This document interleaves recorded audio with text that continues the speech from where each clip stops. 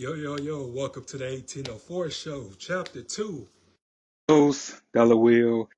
This is episode 660. Yeah. So before I start, hit like, comment, subscribe to the YouTube channel, the 1804 show, chapter 2. Now let's begin. So tonight I got a special guest coming to the show. First time on the show by the name of Mr. Michael Hendrix. And we gonna chop it up and get to know him and stuff like that. This is his first interview ever, so make sure y'all give him some nice hospitality and stuff like that. But yeah, I just wanted to thank everybody who's been rocking with me, who's been supporting me, been liking the channel, liking the content. I really appreciate y'all. It's not an easy thing to do, but somebody got to do it. But yeah, we just having a good time tonight. And just want to thank everybody who tuned in last episode. It got a little rambunctious, but it's all good. You know, this is what we do, you know. But yeah, I'm going to just wait till he get in here and stuff like that. And we can get this started.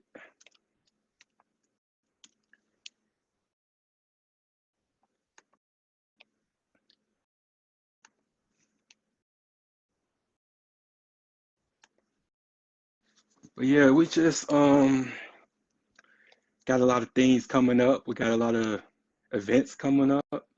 Shout out to my homeboys, Dream Entertainment. Make sure y'all catch me at White's Bar on State Street, March 30th. And your boy is going to do the interviews.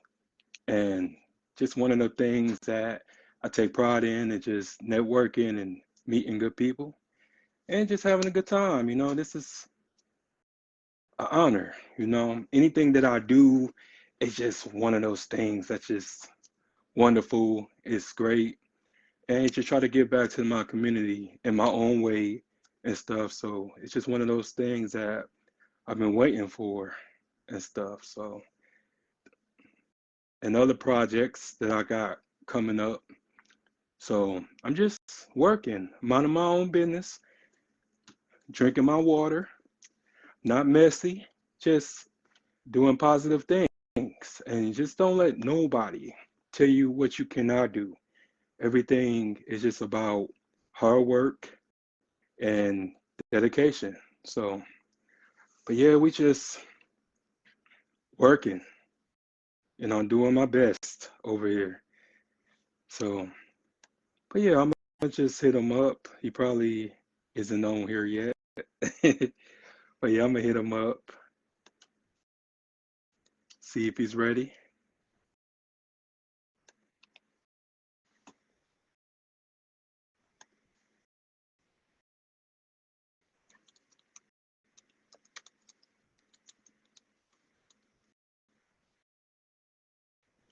Bring him on camera. I see y'all. Shout out to the viewers. Thank y'all.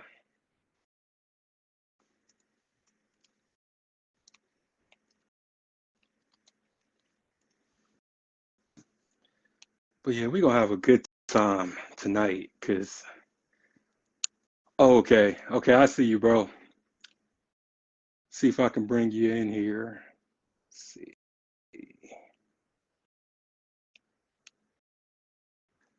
All right, well, I'll just wait for you. Says it's not letting him join in, but I'm gonna just wait for him. Ugh. But yeah, we just chilling. You know what I'm saying? We just doing our thing over here. Just okay, bro. I got you. I got you. That's crazy. Well, let my dog join in. Shout out to my dog, Coach. I see you, Coach.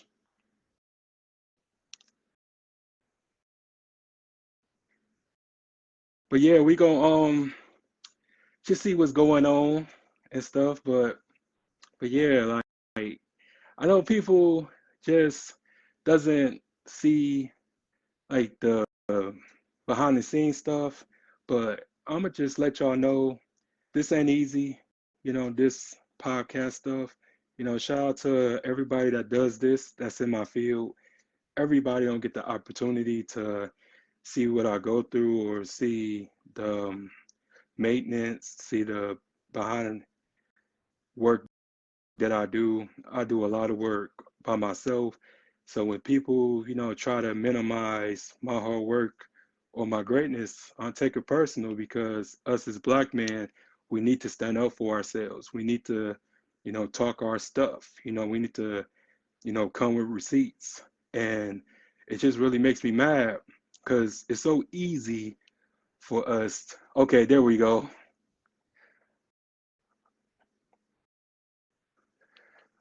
I'm gonna talk my shit later.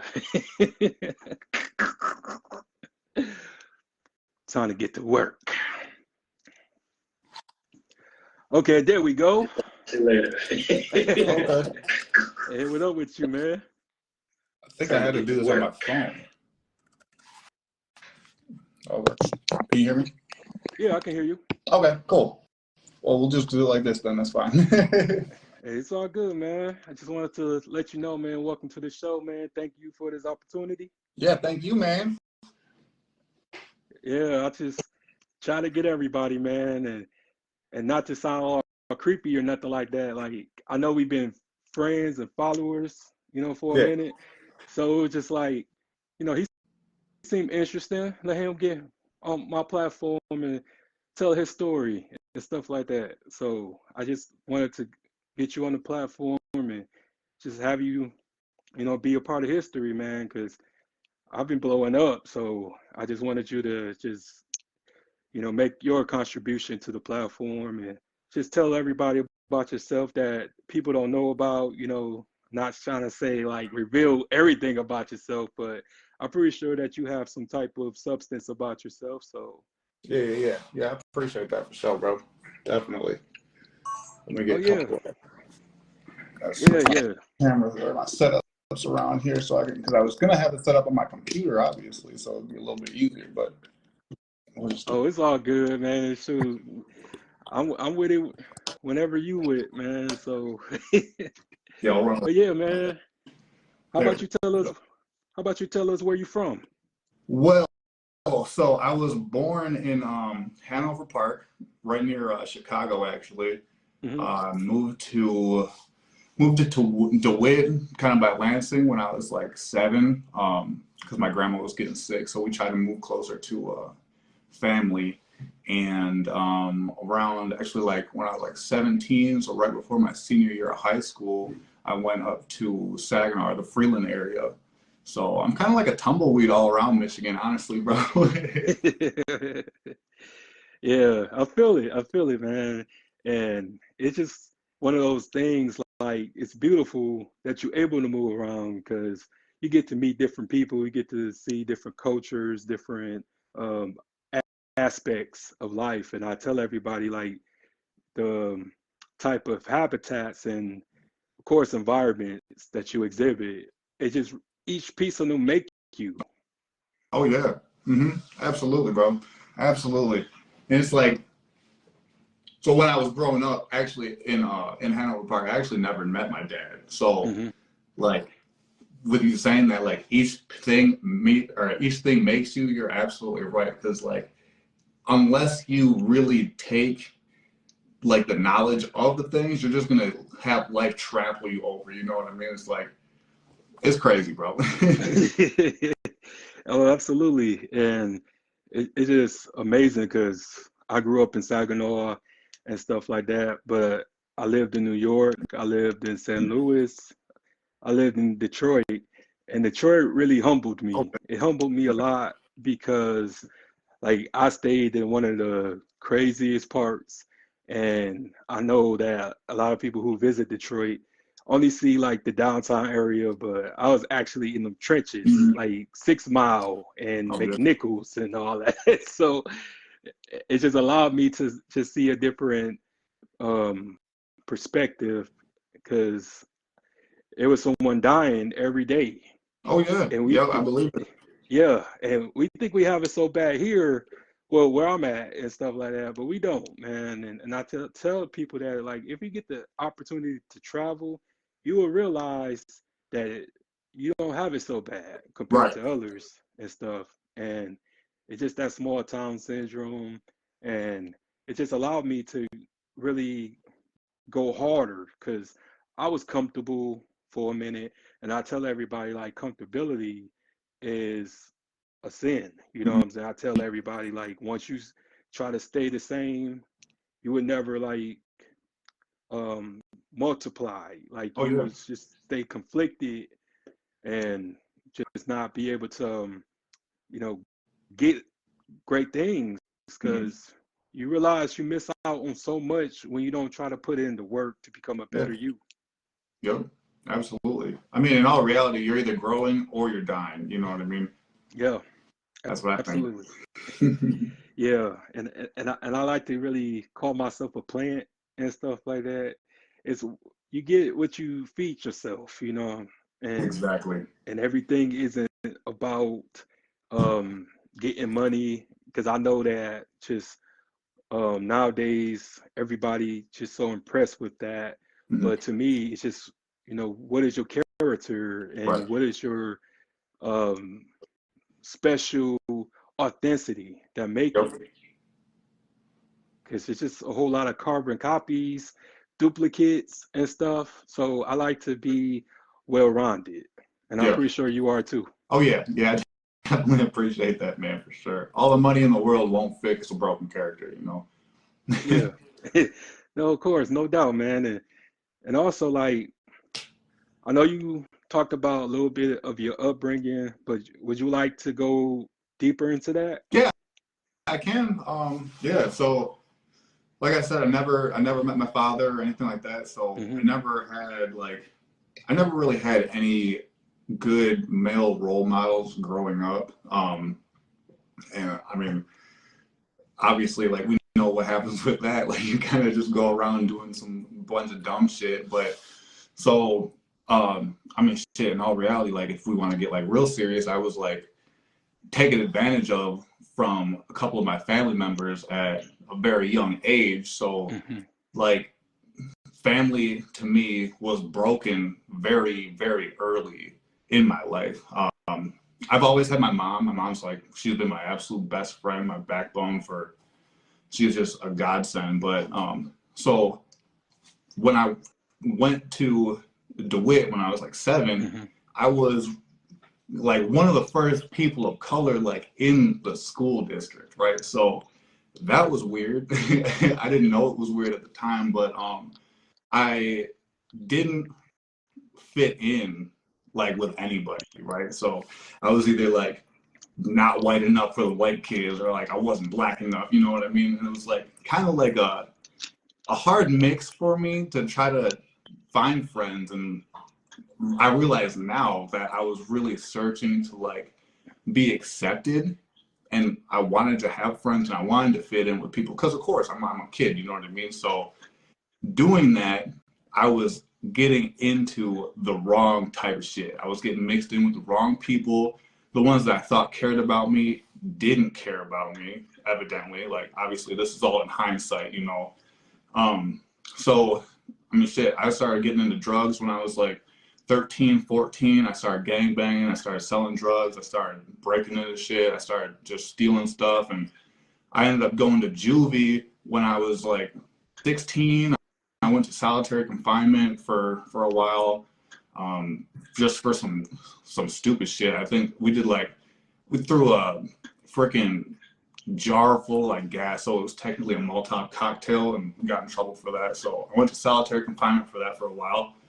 I was just getting in a bunch of trouble around then, and enough so that my mom wanted to move away for my senior year because it was just getting so bad, right? So we went up to Freeland for my senior year to try to go to a better spot, and that didn't go any better at all because I found Saginaw, I found Buena Vista Hmm. Yeah. from there, and the the drugs just started getting worse, obviously. And I actually got locked up for a home invasion, believe it or not. Weird. I sell real estate now, but Wow. you can literally do anything you set your mind to. But no, yeah, I got locked up for a home invasion. I ended up doing about 10 months in jail. I was on house arrest for about 6 months after that, and then I did 5 years probation. But that, honestly, that really saved my life though, bro, because when I got locked up, so with my charges, I actually picked up another charge while I was locked up. So people that were out got arrested for something in the past, and then they said that I was a part of it. So I got pulled out of prison boot camp because I had a warrant at that time, so I technically failed prison boot camp, and I got another charge. And with that charge basically happening, it was considered the same time. They also gave me a fourth habitual offender. So my minimum guidelines start at 10 years next time I get in trouble. So that made me realize like I need to change now. You know, so like, at that time when I got locked up, I was 17. I spent my 18th birthday in jail. So I did like the math in my head, you know, I was like, if I do actually get hit with this charge, luckily they ended up basically treating it at like the same time. So they traded all my stuff concurrent. But I was just thinking like, if I get this right now, I could have basically taken all of my experiences from when I was 8 to at that time 18, and I would have spent it all in prison. I'm like, I'm not doing that. So that's when I started reading books. I found Tony Robbins in there. I found Tony Robbins was the biggest one that changed my life. And then I started seeing like the more like stoic mindset books in there. So like Marcus Aurelius I found in there as well. Epictetus I found in there. And a lot of the stuff was talking about like you have control over your mind and like your emotions. And then the big thing from Tony Robbins that I was learning was that like you have to control who you're around because you are the average of the 5 people that you spend the most time with, right? Yeah. And they don't have to be people that you talk to. Like, and that's what I didn't realize because all the people around me, I'm like, this is my group. Like, this is who I have to be. But you could actually stop talking to them if they're not who you're trying to be like. And you can find those people in books. And now those books are the people you're spending the most time with. It's like, they don't have to talk back to you, but it's those beliefs and stuff that you're learning. So honestly, like I started changing the way that I talk inside there. I started protecting my energy and I started just not allowing those people that I actually found out didn't care about me to be in my life anymore. So, and then of course I made the decision not to do drugs anymore because that was not good at all. And then, yeah, basically it was from there on, I put my head down and just worked to change the person that I was because I wasn't happy being basically a drug addicted gangbanger. And like, because I was, my drug of choice is ecstasy. I sold a bunch of ecstasy. My best friend, his cousin was a chemist, so we had a super killer deal on jars, and I'm like, I lost myself to it, and I was like, I can't touch any of this stuff anymore, ever again. And I mean, I'm 32 on Friday now, and I haven't touched any of that stuff. Literally, I quit smoking weed about a year and a half ago, and I stopped drinking a year ago, but I haven't done any kind of like other drugs than that since I was literally like 18, you know. So that's where it started. Like once I started changing my internal dialogue, I started saying that like I'm better than this. Like I don't need to be in this environment just because I don't know any better. You know what I mean? And I fell in love with like the things that started making me a better person. So like the working out, I found working out in jail, of course. But then I kept that going afterwards because it made me feel good. kept me out of trouble. And then I like couldn't get a job when I got out, obviously, because I had a ridiculous record. But I got into personal training at that time. So that's when my first, actually before personal training, I started rapping because I didn't think that I could get a job. So I started doing music and I fell in love with passion with that. And that's when I learned that you have to think that you're the best and you can do anything. Because if you don't believe in yourself, nobody else is going to believe in you, right? So I found that with music, and I started getting shows. I started performing on stage. I opened up for Pusha T. Like, things like that started happening, all from my internal belief.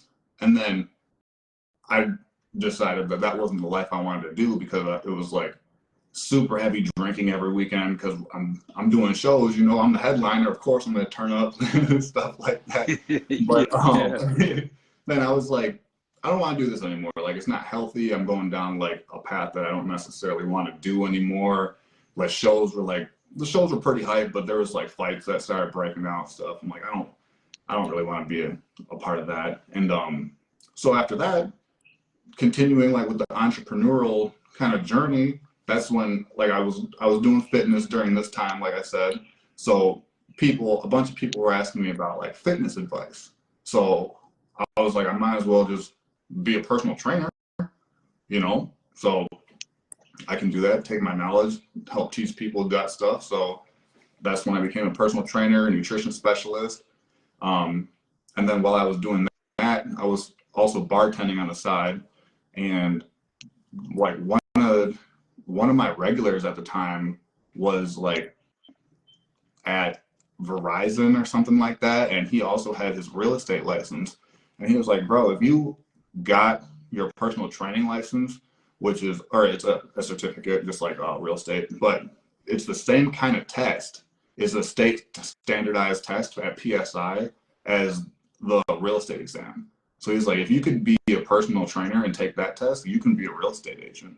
And I was like, well, like, this is my record and shit, you know, like I can't sell houses. He's like, bro, like, you're an independent contractor as a real estate agent.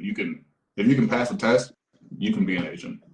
So I'm like, shit, I'll try that then, you know? So basically what turned into me getting locked up and not thinking I have any other options turned into me finding the internal belief in myself to know that I have the power over my life and I can control what I can control, which will put you in the position of whatever you want, honestly. Like, if you make a decision and you stick to it and make that a goal, the only thing stopping you is you. So now, I mean, here I am. I've sold like probably like $5 or $6 million in real estate, and I literally have a home invasion on my record.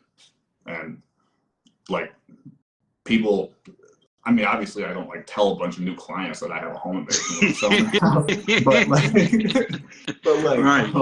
If you talk to me, like when you first meet me, like you wouldn't think that I have a home invasion, you know, and like that I used to be a gangbanger, you know, like, but like you're saying, like you cannot stay in that position. Like, you have to grow, you have to continue to change, or you're gonna keep getting what you got. Like, if I wanted to stick in jail and be like, oh, woe is me, and like, you know, you could take a jail sentence and do it like a victim, obviously, and then come out and go right back. But I never went back. I never violated probation in 5 years, and I was max security probation. Like, I had to check in every single week. I had a drug test every single week, and that's not easy. You know, it's not cheap. Right. At all. But yeah, and then I started finding actual role models like in those books, and then I started just researching like entrepreneurs that either had a story like me or like really did come from like similar backgrounds, and like see where they're at, because it's not just like a bunch of like rich white dudes that came from like rich families. Like, there are former drug addicts that are multi-millionaires. There are like guys that just got out of prison for 10 years that are multi-millionaires, you know, like anything's possible. Yeah, no doubt, man. And congratulations on all your success, man. Thank you, bro. And I That's a get lot. it, and I get it because exactly what you was talking about was how you could have stayed a victim or stay a product of your environment, but you blossomed into Hmm. who you are today.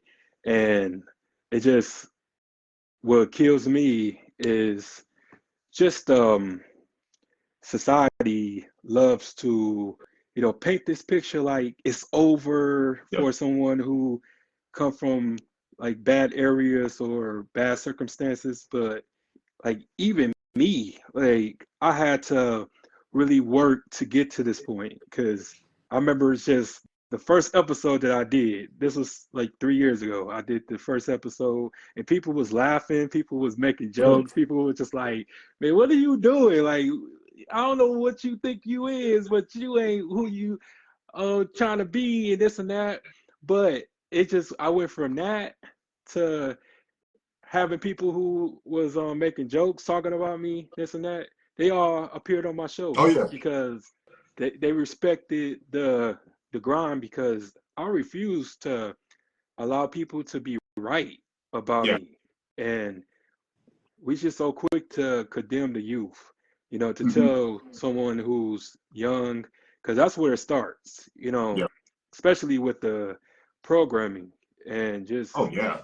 us being in front of the TV, watching cartoons and stuff like that, and just, showing that we all just come from the hood, Yep. diaspora, but we can't make it out. Yep. But I just be careful with what I consume, Yep. because whether we like it or not, we are influenced by what we see, what we hear, who we be around, who we take advice from, Oh yeah. and I know that everyone likes to take what I say out of context, and I don't say that to be mean, but I say that as a warning because that one person that we love could damage our potential. Yeah. Not even on purpose though, you know? No, of course not. Yep. Of course not. It's just what they heard, and Yep. then it becomes normal. It becomes a set in stone instead of an anomaly. So I just always just encourage people who doing something, not even in my field, but whatever dream that they have, just to make sure that they stick to it, man. Because I just went from that, and then just to watch this grow, just to watch the fact that I had interviewed people in Hollywood. You know what I'm saying? Hmm. And I'm still in Saginaw, and I'm still, out here doing what I do or Yeah. whatever. But at the same time, it's just the establishment of it all, like the journey. And I Yeah. look at it as a journey. I haven't really made any money off this like that, but I don't do this for the money. I do it for the Right. redemption. Cause like you, man, people gave up on me, people quit on me, washed their hands off of me, Yep. left me for dead.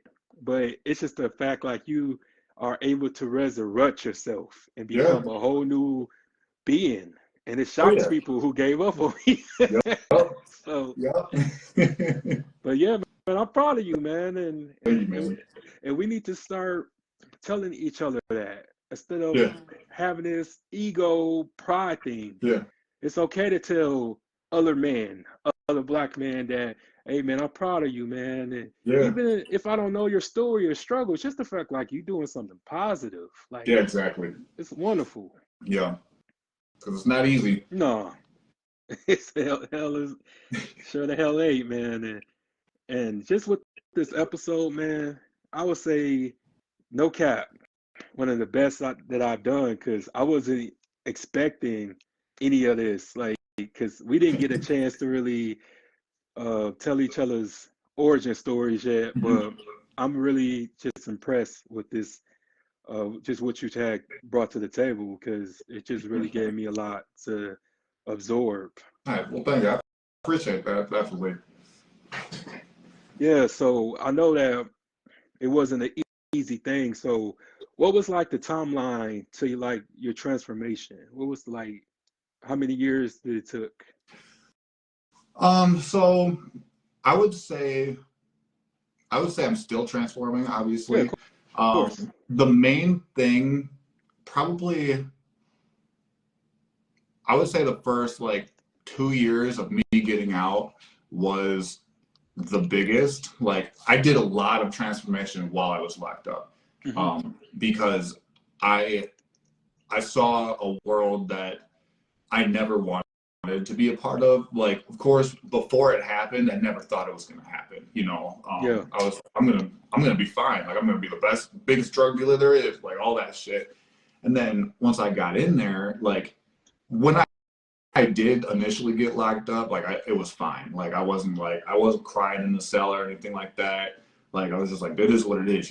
This is it. And then when like when they told me my guidelines, well, and my attorney he was a court appointed attorney. He was an absolute idiot. Like he was so bad. He told me I was going to prison before I went into my arraignment or my sentencing date. He told me I'm going to prison for at least 36 months. So I'm like, Hmm. okay, that sucks. So I go to sentencing and they're like, you're gonna go do prison boot camp for like 4 months here, and then after that you should be okay. I was like, okay, so that's totally different than what this told me. What I'm gonna do. So I was already thinking I'm going to prison, right? So then they're telling me I'm going to prison boot camp. I'm like, all right. So then, like, prison boot camp did definitely suck, but like, what sucked the most out of that? Well, there was a whole bunch of stuff that sucked out of that. Hmm. It was like the boot camp. It was set up like a level 5 prison, but um, because of the super tall razor wire fences, and it was complete lockdown unless you were told to leave. But they were like big complexes, so they were almost like school buildings, kind of, not like obviously not stacked up, but like hallways of schools, and they were just a bunch of dorms, like two-man dorms. And if anybody like got in trouble, the whole dorm and the whole building was punished. So like you didn't get phone calls and stuff all the time. You'd get like taken out of your bed at like 4 o'clock in the morning just for some stupid shit, bro. Like they would tell you to completely unpack your entire locker. We had like little foot lockers. You had to put it all on your bed, roll it all up, go outside in the cold, stand there in a certain formation until they told you to go back inside, and then reset it all up. And then you have to get up at 7 in the morning. If you got in trouble, you'd have to like we we had these like military canteens for water, right? That had like lids on it and shit. Bro, Yeah. tell me why one time I had to stand outside, pour water in the canteen, throw it on the grass until grow grass grow, and keep doing that until they told me to stop. They petty Bro, as hell for that. literally, bro. And then so I had to be there for 90 days, but technically I had to be there for 92 days because they only did graduation on Tuesday, which is Hmm. stupid. On my 89th day, that's when they call your home probation officer, basically, and that was in Saginaw. And that's like they set up the tether in my house arrest, right? So they call my who's going to be my probation officer. He informs them that I have a warrant for my arrest because of this new charge, so I'm going to have to just basically go back to court. And they kicked me out right then. So I was like technically 1 day away from graduating, and then they make me fail the course because of some bullshit. But yeah, that's basically when I was like this is the worst thing that could have happened to me, because like I didn't think I was ever getting out of this whole court shit. Like I'm like so close, and like that was so much bullshit to go through that boot camp, and then just to get ripped out of it, and now they're like, oh cool, you're gonna go do 10 years. I'm like, there's no way, there's no way I can do this. Just because like I'm like I changed here, I already changed here, and like now I'm getting stuck on this over here. There's no way. So when I was in jail, man, that's when I like started reading the books and stuff, and I started finding the really a new way of life. Like, because I never really read books before I was incarcerated. There's no way I read any books. There was no reason to. But when I was sitting there, you know, I'm like, I got nothing else to do, and I have to, like, I'm not gonna be talking to a bunch of these people. There was a couple lifers in there that I did hang out with, and they taught me how to play chess, which was kind of cool. Mm-hmm. But yeah, so I started reading books in there, and then I would say that was the most transformative thing, because once that was when I also was about to get sent to prison, and then he told me this time I'm basically going to do 36 months guaranteed because of how my guidelines are. And then they told me that all my time was going to be accounted for by the time I went to sentencing, which was about 10 months after that. And they said, I'm going to go home today. I just got 6 months probation. So I was like, this is the worst experience ever. I don't know what's going on. My attorney doesn't know what's going on. I'm like getting told I'm going to go to prison. Then I'm like, no, you're going to go home. Oh, no, you're going to go to prison. No, you're going to house arrest. I'm like, all right, I'm never, ever getting in trouble again. Period. You know? No doubt. No doubt. There's no way to go through this. But yeah, it was basically that. And then like the house arrest, I had a friend that I was friends with before. Like we did the thing with before, and he just like he came over every day I was on house arrest, bro, and he really poured into me. Like he made sure that I wasn't just bored out of my mind, like I wasn't like doing anything stupid, and like we were drinking back then, so like we had like I remember we were just drinking Bud Light Platinums like all the time. But we started like freestyling in the garage one time, bro, and he told me that I should just like go after it. He's like, bro, you can do it. You could do that if you wanted to. And he pushed me to do that, and I feel like that was a really big moment for me, because like I don't think before that I had somebody like just wholeheartedly believe that I could like actually do something. Like besides my mom, of course, like she thinks I can do anything, which I definitely appreciate. But like his name's Kyle, and yeah, like he was a rider, bro. Like he pushed me. He made sure that I believed in myself. He didn't let me quit. Like, and then he's also the one who started getting me in the gym. Like I couldn't even, I remember I like could barely bench the bar when he got me into the gym, bro. Like, but like, it's crazy to say that, but like, cause I mean now I rep out 225 easy, and like I'm like fitness is my life now, and he got me started into that. So I would say like within those first 2 years of me getting out, that was probably the most like skyrocket portion for me, because I changed my mindset, which like was from the books. I changed my internal dialogue. I stopped saying that like I'm a gangster or like this and that, and I started saying like affirmations. I started speaking positivity into life. I started focusing on what I'm grateful for like daily, and I really started paying careful attention who was in my life and like the things that I was doing.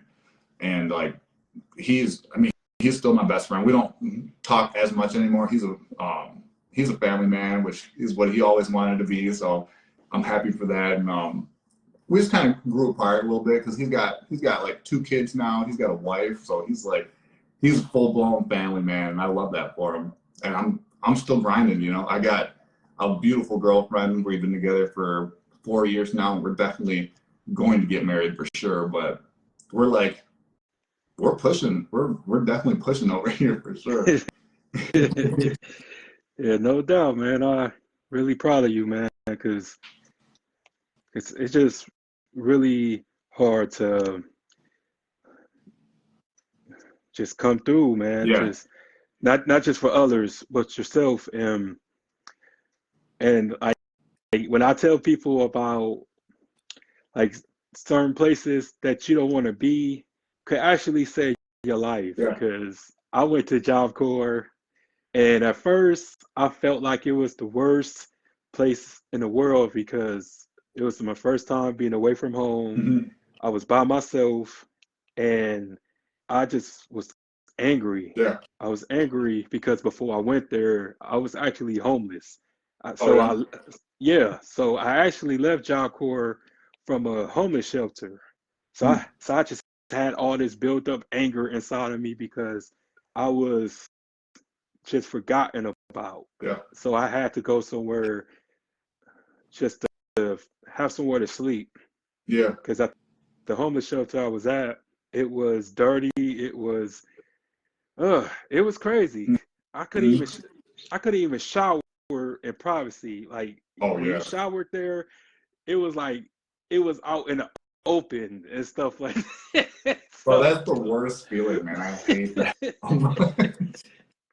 yeah, yeah. So I was only 21 going through all of this, man. So Mhm. it just breaks your spirit when you put in those type of situations and then Yep. you go somewhere else and then you have to figure out why you was sent here, why you was placed here. Yeah. And for a while I was just fighting all the time because anybody who ran up on me or wanted to try me, I gave them the business. I was Yeah. ready because I Oh, already yeah. had so much built up frustration in You're me. I was like, yeah, waiting. yeah, I was, I was a, I was a ticking time Yep. bomb, but it was this one fight I got into. Man, I beat this dude so bad to the point that I got charged with attempted murder because I Oh, beat this damn. dude so bad. And come to find out, he was only 16 years old. Damn. So everybody was just like, because I didn't start the Right. fight, but I finished it. But Mhm. everybody was just sticking up for me. They was just like, no, he a good dude. He didn't bother nobody and stuff like that. Um, so they just gave me community service and gave me anger management. But Oh, nice. out of yeah, but so out of that anger management class, I met my teacher, and my Mhm. teacher was just like noticing that you're not a bad person. What you doing here? And I'm like, well, I lost my temper and stuff like that, and I beat this kid up. And he was like, well, I would like to get to know you some more, and I would like to invite you over to my house for Oh, dinner. nice. And I was just like, you gonna invite me to your house? You don't even Right. know me. He was like, I know I don't know you, but it's just something about you. Mhm.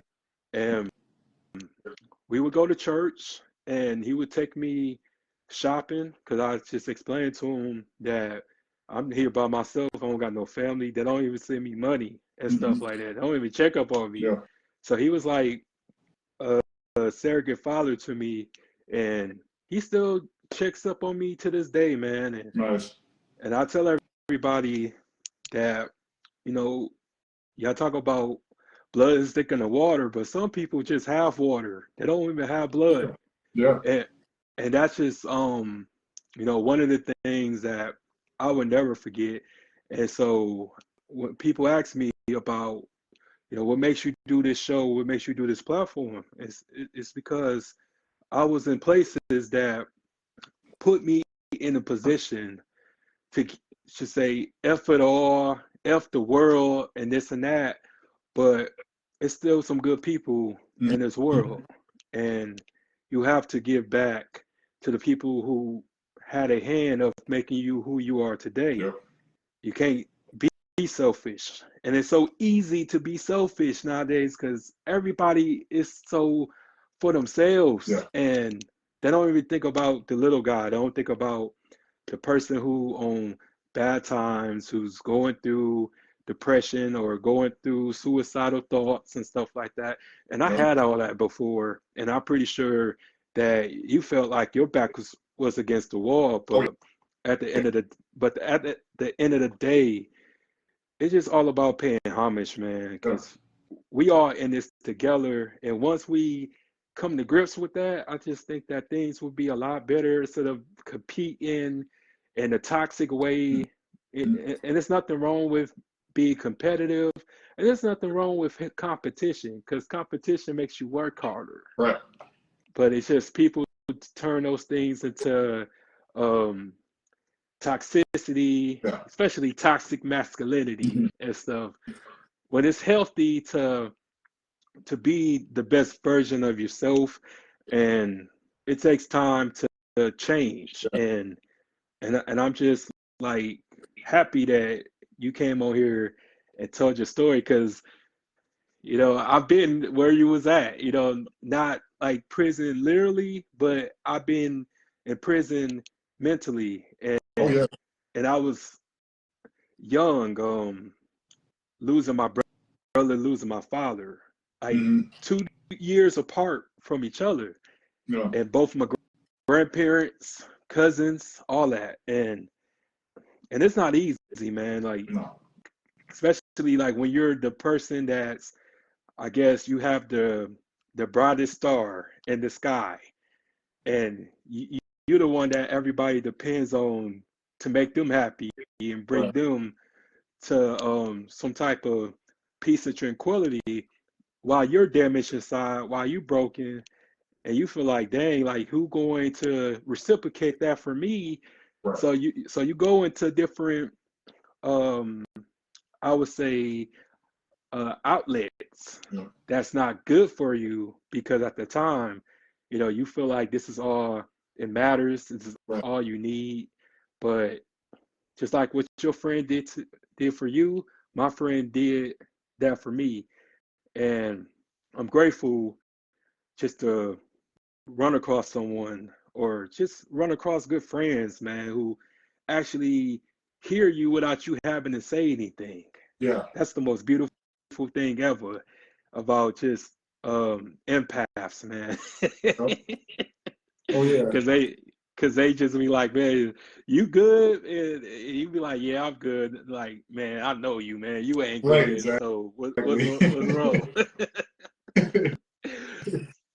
But yeah, it's just I just think that it's just really important for us to be vulnerable. Yeah. Not saying to be vulnerable with everybody, but you just never know who you can impact, who you Mhm. can reach just by being honest. Right. Because nothing has ever um, been accomplished by faking the funk or Right. just fronting for everybody else. But I just always remember to just keep um, myself into like remembering like why I'm on this path, and don't Mhm. forget who helped me at my Yep. lowest. And it's good that you came on this show, man, because I would never forget this episode because this episode really just hit home for me, man, because you really are the true definition of redemption. Thank you, man. I really appreciate that. I appreciate you having me, man, for sure. I actually haven't I've never talked about my story before. Like some of my close friends know, or like some people. Well, I mean, I can't even say like some people have watched it because in all reality, like what happened, like they probably just saw me disappear for a Uh, while, and then like I came back, and then they're like, "Oh, where'd he go?" So it's not even like none of them even knew really what was going on, except for like Kyle knew, my mom knew obviously, but like even like people couldn't even like fathom what my mom had to go through by herself. Like yeah, like it would have been easy to not do it, for yeah. sure. Yeah, so how about you tell us about like your future projects you got going on, or just like whatever you feel like sharing. Okay, so my future, honestly, I'm just gonna continue to work towards the best version of myself and just share that with the world. Mhm. Um, I'm going more and more in on like the life coaching and the personal development coaching. I feel like that's really a true passion of mine. Um, and that's what I'm good at. That's what I've been doing the longest. I got into real estate, like I said, it was not. I wasn't coerced into doing it, but like what ended up happening was he wanted me to get into real estate so I could work under him. That I found out later on, so I could help make him some money. And like it was a cool experience. I've seen like beautiful mansions that I like never would have seen if I wasn't in real estate, obviously. But I'm really just trying to step into my purpose and like what I feel like I'm actually meant to do, and that's like you're saying, like help other. I feel like I need to help the previous version of myself, and I do see that in basically a lot of people. Like they don't just have to be younger than me, but there's a lot of people who like that post that you just posted earlier, you know, they're still smoking, they're still drinking. And it's like when I think of that, like I was smoking when I was 14. Why would I do the same thing that I was doing at 14 at 32? Like that doesn't make any sense to me. So why did it become so like normalized to hold on to these vices so hard, you know, like to not want to even try to become a better, healthier version of yourself? Or like, for one, the internal dialogue, like we can go back to that. That got so ingrained into people that like their limiting beliefs, they actually fight for it. You know, like I made a post the other day that said, and it was just like the post was like pretty much mistaken, but I just said that you don't have to eat meat to have muscle. And I've been a vegetarian for 8 years, and I'm not lacking on muscle by no means, but I wasn't saying you have to be a vegetarian or stop eating meat. All I was saying was don't hold on to your limiting beliefs. That's it. Right. Like people think that you need to eat meat to have muscle. I'm like, that's not it at all. I tell people I'm a vegetarian, they're like, oh, I could never be a vegetarian. I'm like, well, you can't because you literally just said you can't. And they don't understand that. Like, it's all in how you talk about things. So Absolutely. if you're like, I can never do that, then you already lost right there. But if you're like, I can do anything I want to, you're absolutely right. So that's really it. I'm just going to try to continue to just share like tips or what has worked for me, and just try to just inspire and motivate people to hopefully like really just see the light in themselves and see what's possible. And I know it is hard with the areas, and honestly I think we're gonna move to Florida. It's all good, man. So I feel you. It's always good. It's always good to venture out, because you ain't, or you're not needed in one spot. You need it all over. Right. That's how like I feel. Coming from Saginaw, or like going up to Saginaw and seeing that it's like a collective mindset, you know, unfortunately. But a lot of the people that you talk to do think the same way, and it's a product of the environment. That's all it is, you know. Yeah. And that's why, like you, for instance, like you probably stick out compared to a lot of the peers around that area. They're not thinking like you. They're not thinking the things that you're doing is possible, or they're doing their same 9-to-5 job that they're not even happy with, and don't think that there's anything else they can do because they don't want to try anything. It's like, and then when you tell them that there is something that they can do, they argue with it. So yeah. I'm like, this isn't even worth my effort at this point, you know, like why am I even trying to help? But so with that being said, like I didn't see anything for us or my family there. I didn't see me wanting to continue to grow my family in that area. So I picked another area in Michigan that was better for real estate, which was Grand Rapids, bigger houses, better collective. And then being here, it's cool. Like it's definitely cool here, but at the same time, like I'm seeing more like-minded people, like successful entrepreneurs in like places like Miami, for instance, and like Orlando, like any places like that. And I'm like, why not go there? if I don't like it, I can just come back. Like, Yeah. so yeah, that's kind of what's been on our mind lately. Making that jump, you know. And honestly, like I've been taking more and more risks lately, like, and they've been paying off. Like my girlfriend and I just made a really big investment that was it was really scary. It was like basically everything that we had, and we like didn't have rent for like 3 weeks before like we got paid, you know, and like it was scary. But as soon as I made that investment, like I felt great about it. It wasn't like, oh man, like was that the right decision, or like, oh shit, like what's gonna happen now? It was empowering, and then all it made us do was make sure we didn't go out and spend any extra money until we got paid again. And now like we're on a totally fine trajectory, and then we have the investment paying off, and that like opened my mind to like if we can do something like that was so terrifying. Even moving here to Grand Rapids was pretty scary because I was living in Sterling Crest in Saginaw, and that is like an income-based apartment. So our rent was like $680, right?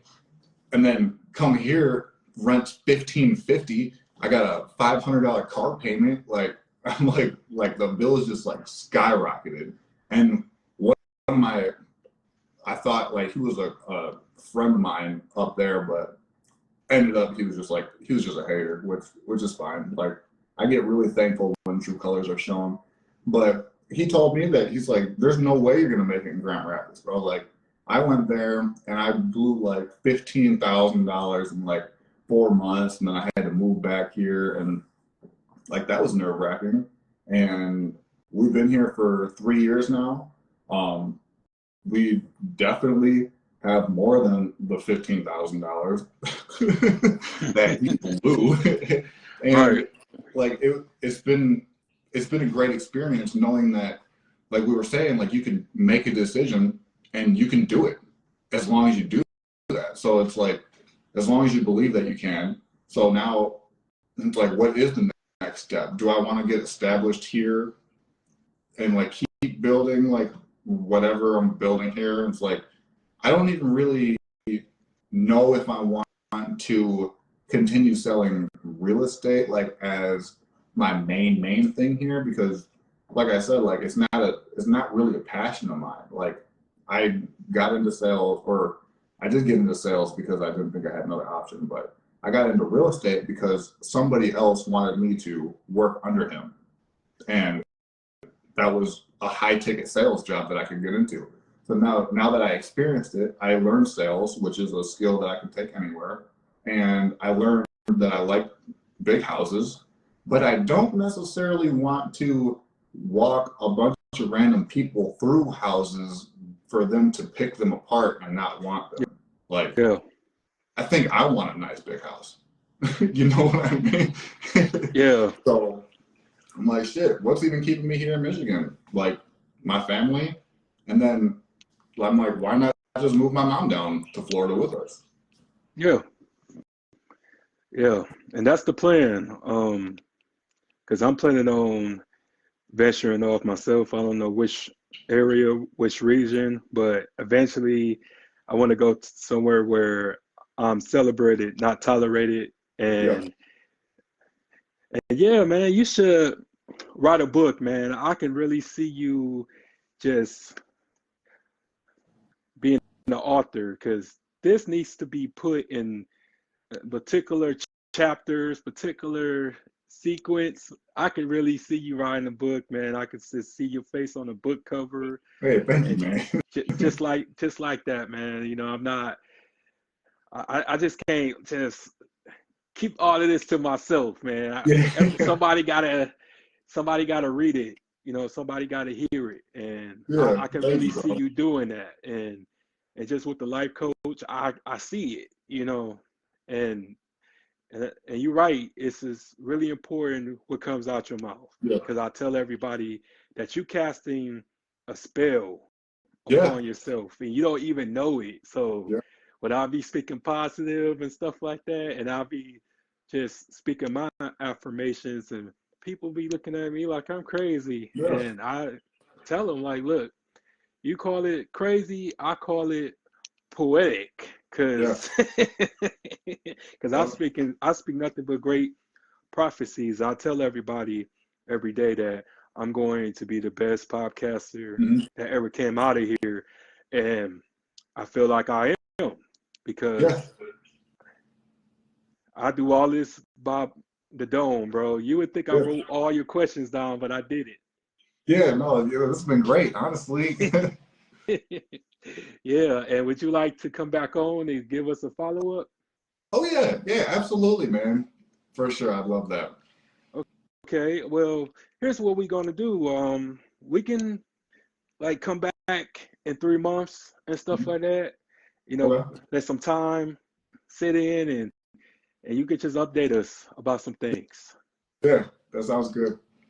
Okay, man. And just wanted to say thanks once again, man. And I appreciate this interview. Yeah, thank you, bro. I appreciate it. I appreciate the time for sure. No doubt, man. You be easy, man. And take care. Yeah, you too, bro. I'll talk to you soon, all All right? right. Peace.